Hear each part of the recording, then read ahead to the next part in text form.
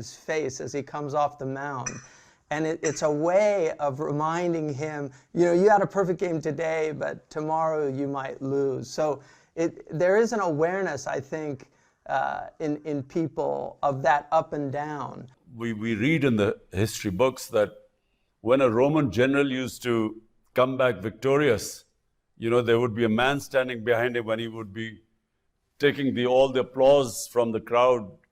He would be telling him that, remember, you're human. Exactly. And I think this is something that a lot of people in positions, when they get into positions that you've gotten into, they very often shut that aspect out and surround themselves. I mean, this is one of the things that Aristotle says is that tyrants surround themselves with yes men, that they don't want to be reminded of those things. And Pharaoh is a good example of that. And it's very interesting that in the Quranic narrative, the most repeated story is one of immense arrogance, which is Pharaoh, and then the humble servant of God, which is Moses, and then this idea that in the end it's humility that God gives victory to. One of the things about pride that really interests me is I know in Urdu they say ghurur, which is very interesting because it's taken from the Arabic, which is a kind of self-delusion, that you enter into a delusional state from Arabic. Gharur is one of the names of the devil. And then there's this idea of izzat, which in Arabic is actually a positive thing. The Quran describes the believers as having a kind of dignity and a sense of self-worth. And I think what it seems to me is that in many parts of the Muslim world, a lot of Muslims have lost that sense of civilizational pride. And I think it seems to me that what you're really trying to do in an extraordinary country with an extraordinary people is restore that pride and sense of who we are as a people.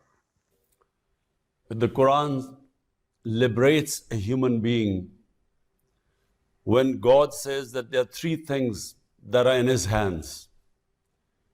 Number one is respect and humiliation. So you cannot be humiliated and you cannot respect unless God wills it.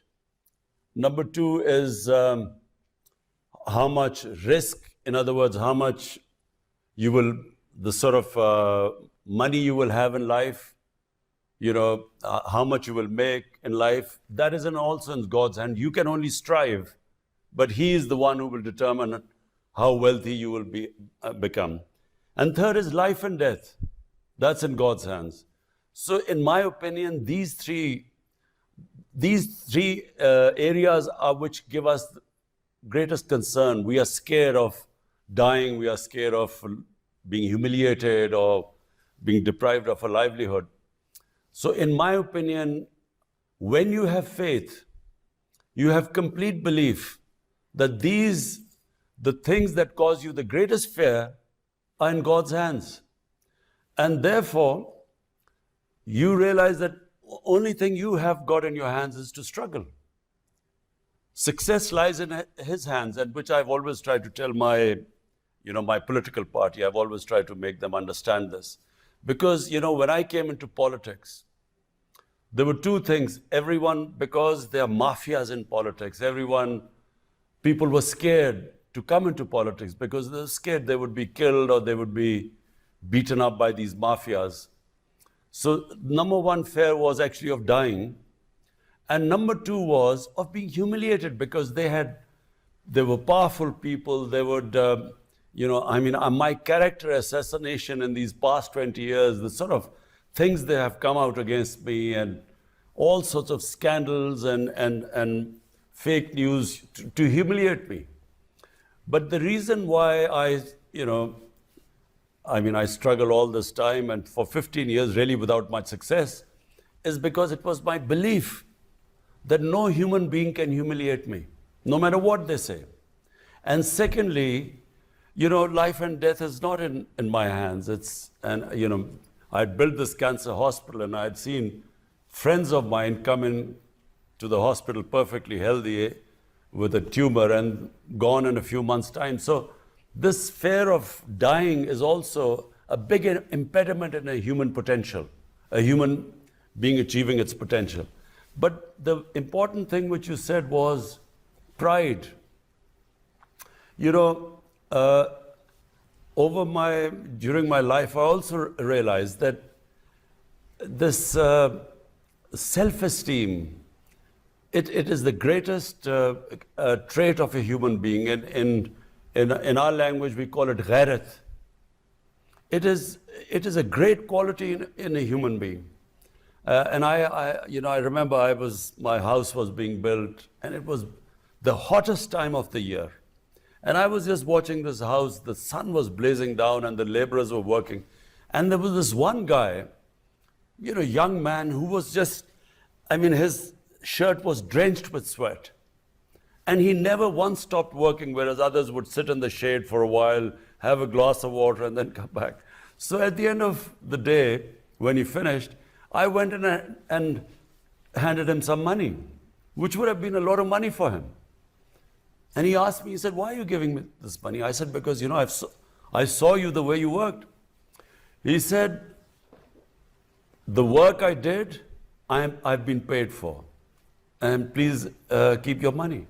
So the respect I had for this ordinary laborer was much more than so many rich people I've met in my life, who just do not have this self-respect and this dignity, or ghairat, as we call it.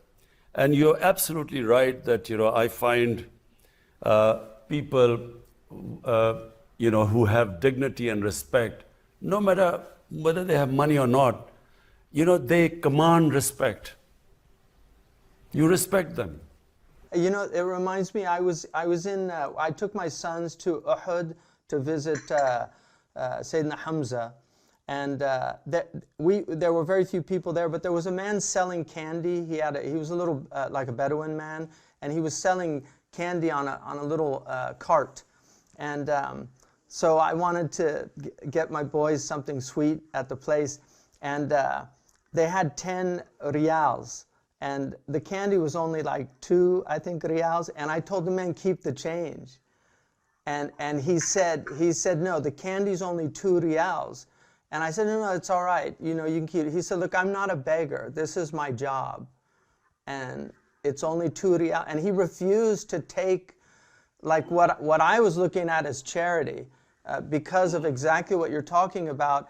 And that is something I think God loves. It's that dignity that you carry with you. The Prophet ﷺ said in a very interesting tradition for me, I think, he said, the believer, al-mu'minu la yudhillu nafsa, the believer should never humiliate himself. And that gets to what you just said, is that really it's we who humiliate ourselves. Nobody can humiliate you if you have that dignity. They can attempt to take it away from you, but they can't. And that gets back to a question of how you think we can restore this sense of dignity that for a lot of Muslims seems that there's almost a shame, especially in wealthy people. And I think it's something that I find very inspiring in you, is that you're not ashamed of your faith and your tradition, which is quite rare amongst people that have entered into politics. There's almost a reservation in acknowledging the part of faith. Shaykh Hamza, 2 things.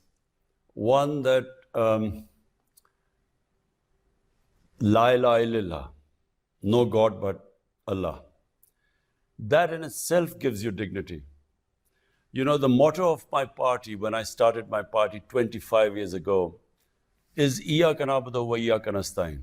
You alone I worship, you alone I ask for help. You see, in my opinion, true faith, iman, that in itself gives you dignity. Because just the fact that you don't bow in front of anyone but the one, that is a liberation of a human being.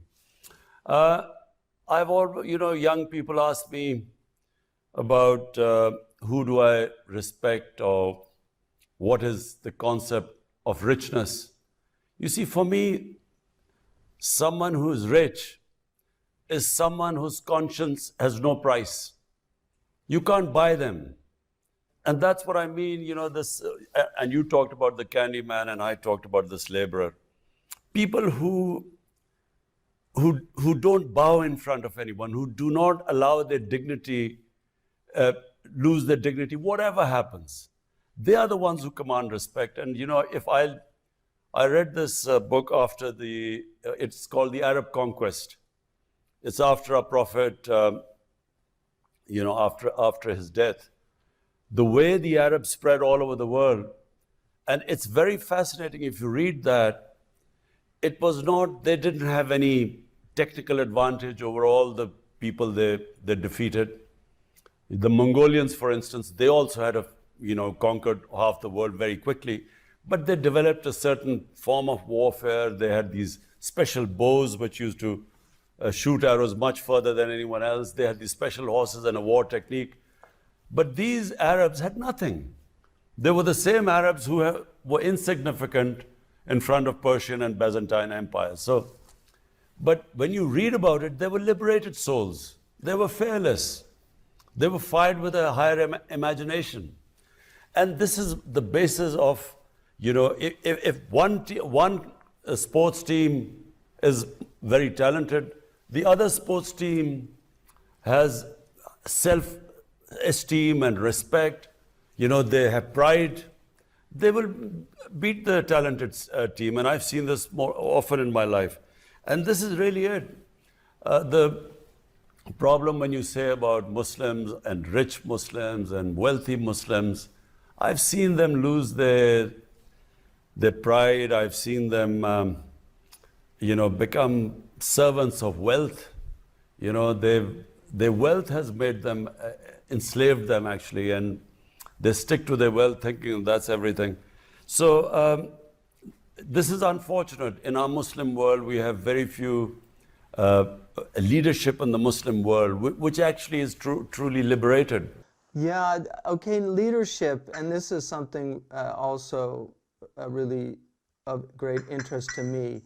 One of my teachers is Sayyid Naqib al-Attas from Malaysia, who I think is a brilliant philosopher, but he wrote a book called Secularism, which he identified as what he felt was one of the fundamental problems in the Muslim world, is the secularization of the Muslim mentality and this loss of the sense of the sacred. And I think even a lot of people here recognize that, that a lot of the problems in the world are a result of seeing the world as a commodity, seeing it as something that you simply consume, and there's a type of human arrogance that goes with that. But one of the things that he said, he basically argued that the biggest problem in the Muslim world was a confusion of knowledge. And he said the confusion and error in knowledge created a condition for what he called the loss of adab within the community. And that condition arising out of 1 and 2, the confusion and error in knowledge and then the loss of adab, has led to a rise of leaders who are not qualified for valid leadership of the Muslim community and who do not possess the high moral, intellectual, and spiritual standards required for Islamic leadership. So he makes an argument that it's really a confusion of knowledge. And I think one of the things that you and I share is trying to restore knowledge as a basis for, as a starting point, really. And so I know that you have the university that you've been working on in Pakistan, among other amazing things. I mean, I've followed some of your political career, and I think like the reforestation project is a really interesting project, trying to bring back the trees that have been lost. Ibn Khaldun mentions that when the Arabs went across from across Africa, he said that a squirrel could literally go from Egypt to Morocco without touching the ground because there were so many trees. So we've seen a real loss of that. But I'm curious just how you see the centrality of knowledge and restoring that as part of this restoration of civilizational pride for a community. You're right about, when you have total divorce from the sacred and you just operate on the material, and which is basically what is happening. And then with the problems because of that, for instance, this big environmental disaster in the world, which is called climate change, is purely because human beings have moved so far away from the sacred. And sacred basically means being humane, thinking about others. It means, the saying of a prophet, peace be upon him, that you live for the next world as if you'll die tomorrow, for the next world. So your deeds should be such that if you die tomorrow, you can stand in front of the Almighty and be held accountable. But live in this world as if you will live for 1,000 years. So whatever you're doing right now, you should think the repercussions it will have on humanity for another 1,000 years. So it's one of the greatest statements, about, it just completely envelopes everything about environment, about how we should be treating the way we live on this earth. So that also, I believe this whole environmental movement is sacred. Wherever you think about other human beings, you are, because God, whatever you do for God's, if you want to get close to the Almighty, you have to be humane. So what I find, unfortunately, basically the leadership that comes up through this political system, they just are too divorced from Iman, from tenets of their faith. And so basically they come in for power and then they compromise for staying in power, and power is for personal benefits. And it's all over really. Most of the politicians, very few politicians I find come with a specific objective of looking after humanity. Their main object is the benefits of power, and most of the developing world, it is coming into power for self-interest, how much money they can make. So unfortunately, there are very few Mandelas, someone who came in for a higher cause. And our great leader, Jinnah, who was the founder of Pakistan, someone like him who, came in and sacrificed himself for this great cause. Which is why politicians are looked down upon in the world, because they say they're coming to help the people and they really help themselves. This is a huge problem, and I think it's interesting from a spiritual perspective. A lot of the ethical traditions that we have, and not just in the Muslim community, the source of this is arrogance, and because it's the idea that the human being somehow has only responsibility to himself, that he's not responsible to anything above himself. So he in essence makes himself like a god, and that gets to how do we, just in terms of as a community, how do we get out of the conditions that we find ourselves in? Because I think a lot of Muslims, have looked at the Muslim world for some time and seen the type of rulers that exist in the Muslim world, and I think there's so much animosity, unfortunately. So instead of praying for people, because one of the things that traditionally, like in the Imam Tahawi's creed, he says that we have to pray for our leaders, that there's this idea that as you are, so are the people put over you, so that if the people themselves are corrupt, they very often get that type of leadership. So how do we get out of that situation? I know the trials and tribulations that go with leadership. Like I said, I run a very small college, and the headaches that I have just from that, the lack of sleep, the difficulties that come with that. And so I can't imagine the type of burden that somebody like yourself would have on your shoulders. So what's the light at the end of the tunnel that's not an oncoming train? Shaykh Hamza, when I started politics, I only came into politics. If I did not have Iman or faith, I would never have come into politics, because I had everything. I mean, I was already a big name in my country, a sports star, and I had, respect, and I had, the money I wanted for my life. I had enough money. So, for me to spend 22 years of my life struggling to, become a prime minister, it made no sense. Why would someone like me who had everything? So the only reason was I believed that I had a responsibility to my society because I was given more than others. The whole test of a human being, according to, I think, all religions, is that if God gives you, He will test you according to what He's given you in life.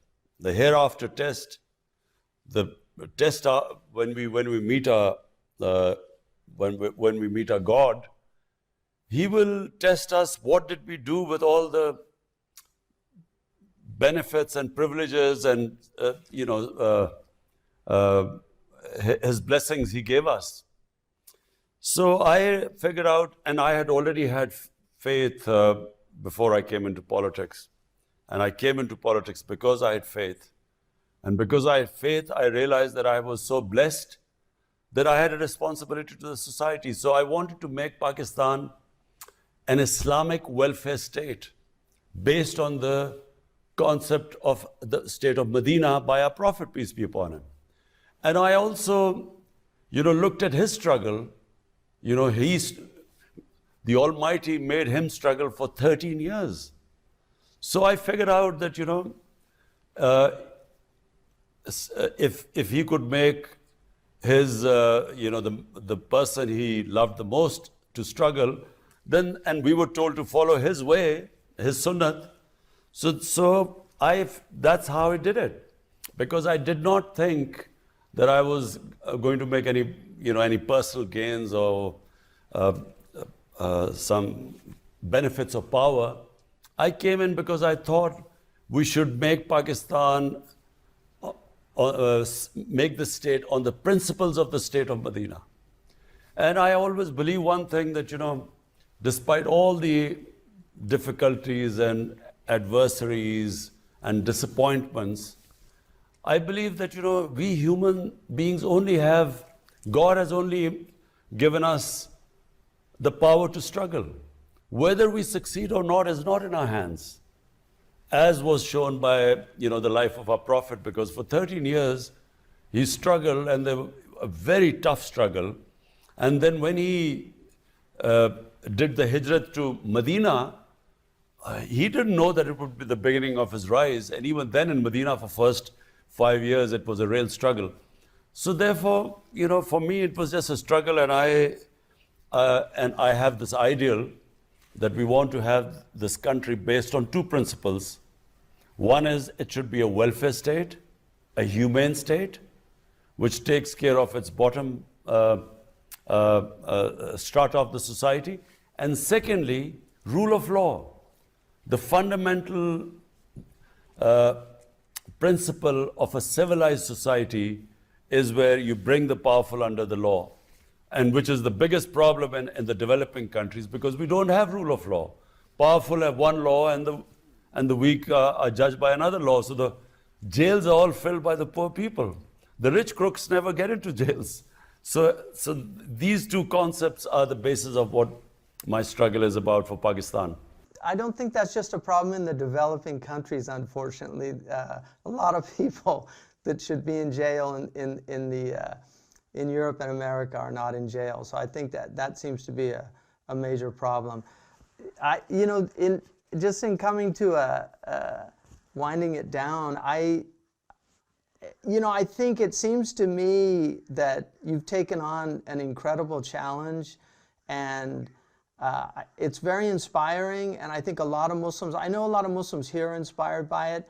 One of the most successful communities in the United States is the Pakistani community in diaspora. And in fact, the college that I'm running and right now that I'm in is largely here because of Pakistani immigrants to America. I mean, we've had the real backbone of our support has been from South Asians, from largely Pakistani, but also Indian and Arab and other groups. And the Pakistani community here is a very successful community, and there's a very interesting book. It was somewhat controversial when it came out, but I actually found it very eye-opening. And it was a book by these two Harvard researchers. It was called The Triple Package. I don't know if you ever saw the book, but it looked at the most successful communities in the United States, and one of them was the Pakistani community that they looked at.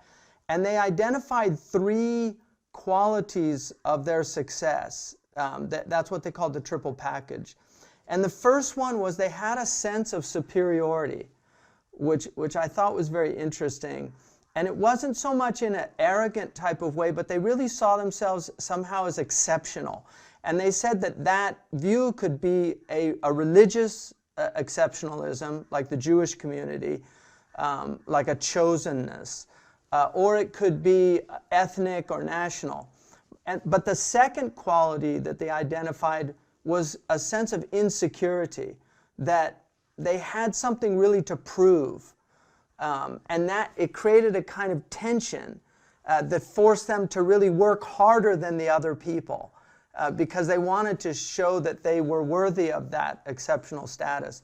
And then the third quality that they identified was delayed gratification, that they were able to put off. And that gets back to what you were talking about discipline, because certainly I know that anybody that becomes a world-class athlete delays gratification. They have to, because of the type of discipline and effort it takes. And so those were the 3. But what struck me about that is I really felt that the Quran in some ways was a triple package book. Because on the one hand, it says things like, you know, that kuntum khayra ummatan ukhrijat linnas, you're the best community that's come forth for humanity. And then on the other hand, it says things like you were created from a vile fluid, you know, that the human being is of earth. You know, the Prophet ﷺ said, Kullukum min Adam wa Adam min turab. All of you are from Adam, and Adam is from dust. He said, I was commanded to be humble so that nobody could show arrogance towards another person.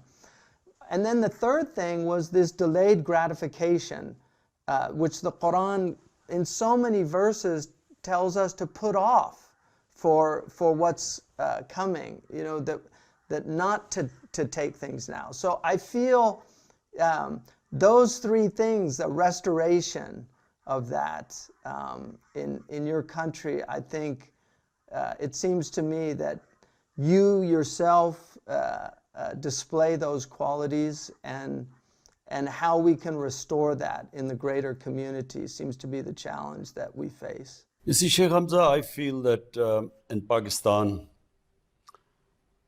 this country has tremendous potential. People are immensely talented, they're quite diverse.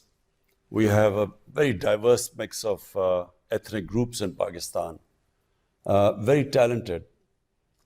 Problem is, you know, we haven't, you know, if I look back why we haven't achieved our potential, it's one sentence, rule of law. We have had elite capture. So a society where a certain elite just captures the resources and deprives the majority of proper education, healthcare, justice. And so, you know, if I had to put my finger on it, it's a lack of rule of law is the reason why we haven't achieved our potential. And I actually am convinced that no society can ever achieve its potential if there is not rule of law. Because merit is also associated with rule of law. And if you do not have meritocracy in a society, you have this elite which is spoiled, which is rich, which has captured the resources, which doesn't struggle and strive. They sit on the main positions, they decay. So countries disintegrate because of a decadent elite. People don't decay, it's the elite that decays. And what our Prophet showed in Medina was that, you know, he brought in a very selfless, an elite which looked upon him as a role model. All of them became leaders, and they just lifted the character of the entire nation and the potential, unleashed the potential. Because all of us have tremendous potential. But we have imposed chains on us which stops us from achieving the potential. Our great poet Iqbal, he was, our greatest poet of this last century. He came up with the concept of the Shaheen, the eagle. That eagle flies, soars above the rest because it breaks the shackles which keeps others grounded. And all these shackles of materialism, these false gods of power, and all these things that keep us grounded. And basically, that's what happened when the Prophet set up the state of Medina. He unleashed the potential of these people who were nothing before, and all became, the leaders of the world. So I believe Pakistan is in the same situation. We have this. People have great potential. They go outside Pakistan, they have a level playing field, they excel. But in this country, it's a system does not allow them, as I said, this elite capture, where the education, quality education is only for a small, maybe 1%, 1.5%, the rest do not have access to it. And similarly, they don't have opportunities, don't have level playing field. So what I feel is that by two things, and this is the struggle going on right now in Pakistan, but winning the struggle will unleash the potential of this country. And secondly, to lift the people out of poverty. So we've, in the country's history, we've started the greatest welfare plans, programs ever in our history. We are spending most money on the bottom people to sort of raise their levels.